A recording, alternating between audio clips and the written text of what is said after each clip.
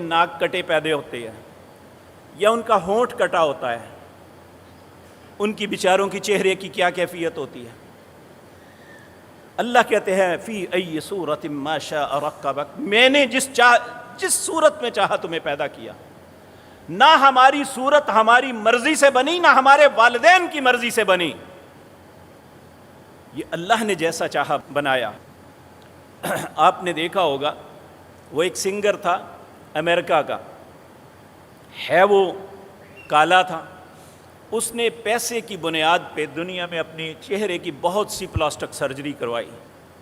اس نے اپنے نقوش کو تیکھا کرنے کے لیے، اپنی زندگی کو لمبا کرنے کے لیے کروڑوں نہیں اربوں ڈالر خرچ کر دیے۔ اس کی نگہداشت کے لیے کئی ڈاکٹر ہر وقت موجود ہوتے تھے۔ وہ کہتا تھا میں ایک لمبی زندگی جینا چاہتا ہوں، لیکن دنیا کا کوئی ڈاکٹر نہ کسی کو زندگی دے سکتا ہے، نہ صحت دے سکتا ہے، یہ اللہ کے ہاتھ میں ہے۔ اللہ رب العزت نے واضح طور پہ سورۃ واقعہ کے اندر فرمایا فلولا ان کنتم غیر مدینین، اگر تم سمجھتے ہو کہ تمہارے اوپر تم کسی کے زیر نگی نہیں ہو، تمہارے اوپر کوئی قوت و طاقت نہیں ہے، ترجعونہا ان کنتم صادقین، میں اس کی جان نکالنے لگا ہوں، واپس ڈال کے دکھا دو۔ کوئی نہیں ڈال سکتا۔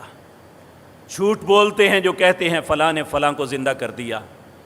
اللہ رب العزت جس کو واپس بلا لیتے ہیں وہ اسے واپس نہیں آ سکتا۔ اگر وہ منتیں بھی کرتا رہے تو اللہ کہتے ہیں کلا، یہ ہرگز نہیں ہو سکتا کہ جو میرا قانون ہے میں اس قانون کو بدل دوں۔ تو میرے عزیز بھائیو، جب ہم اللہ کے سامنے اقرار کرتے ہیں اس بات کا اللہم انت ربی، اے اللہ تو میرا رب ہے، پھر دعا کسی اور سے کیوں؟ پھر رزق کے متعلق ہم کیوں سوچیں کہ کوئی اور دے گا؟ ان اللہ هو الرزاق ذو القوۃ المتین، رزق دینے والا وہ ہے، اس کی کمانڈ اینڈ کنٹرول بھی اس کے ہاتھ میں ہے۔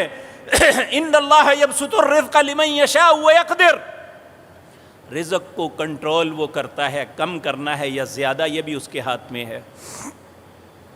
اگر اللہ کسی سے چھیننا چاہتا ہے تو کوئی اسے دے نہیں سکتا، جو اللہ جسے دینا چاہے اس سے کوئی چھین نہیں سکتا۔ کیا ہم نماز کے بعد اللہ سے یہ عہد نہیں کرتے اللہم لا مانع لما اعطیت ولا معطی لما منعت ولا ينفع ذا الجد منک الجد، اے اللہ جسے تو عطا کرے اس سے کوئی روک نہیں سکتا، اے اللہ جسے تو روک لے اسے کوئی دے نہیں سکتا۔ دنیا کا کوئی مالدار، دنیا کا کوئی طاقتور، دنیا کا کوئی صاحب علم نہ کسی کا کچھ بگاڑ سکتا ہے، نہ سنوار سکتا ہے جب تک تو نہ چاہے۔ تو پھر ہمارا عقیدہ ہونا چاہیے اللہم انت ربی لا الہ الا انت۔ اگر ہمارا رب اللہ ہے تو مانگنا بھی اس سے ہے، مصیبتوں کو ٹالنے کے لیے التجائیں بھی اس سے ہے، ہمارے معاملات کی جو ہے توکل اور توسل بھی اللہ رب العزت کی ذات میں ہے۔ اللہم انت ربی لا الہ الا انت۔ پھر انسان خود کہتا ہے خلقتنی، اے اللہ اس بات کا اقرار کرتا ہوں تو نے مجھے پیدا کیا ہے، وَأَنَا عَبْدُكَ، میں تیرا بندہ ہوں، تو میرا معبود ہے، میں تیرا عابد ہوں۔ تو میرے بھائیوں، میں بھی اور آپ بھی دیکھ لیں، اس ملک میں 97% وہ لوگ ہیں جو کلمہ طیبہ پڑھتے ہیں، اپنے آپ کو مسلمان کہتے ہیں، لیکن بدقسمتی یہ کہ عبادت کرنے والے، باقاعدہ نماز پڑھنے والے صرف 2% لوگ ہیں۔ ہر شخص جس سے سوال کرو جی نماز نہیں پڑھتا، اگر پڑھتا ہوں تو 1 پڑھتا ہوں، 2 پڑھتا ہوں، 3 پڑھتا ہوں۔ نبی کریم ایک دن عشاء کی نماز پڑھانے لگے تو کچھ لوگوں کو غیر حاضر پایا کہ وہ عشاء کی نماز میں حاضر نہیں تھے، تو آپ نے فرمایا اگر مجھے ان کے گھروں میں موجود بچے اور عورتیں جنہیں مسجد میں آنے کا حکم نہیں ہے، یعنی ان پہ فرض نہیں ہے، ان کا ڈر نہ ہوتا تو میں ان کے گھروں کو آگ لگا کے جلا دیتا جو عشاء کی نماز میں حاضر نہیں ہوئے۔ ہم کتنی آسانی سے کہہ دیتے ہیں جی نہیں پڑھتا، کیا کل رب کے بارگاہ میں جواب دیں گے؟ ہم کس طرح کہیں گے کہ اللہ تو میرا رب تھا؟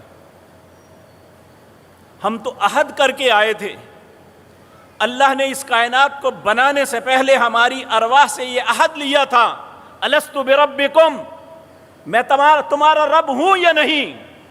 سب نے بیک زبان کہا تھا قالوا بلا. تو پھر اللہ نے کہا تھا شہدنا علی انفسنا, اپنے آپ پہ خود گواہ رہنا کہ کل قیامت کے دن جب واپس آؤ تو مجھے یہ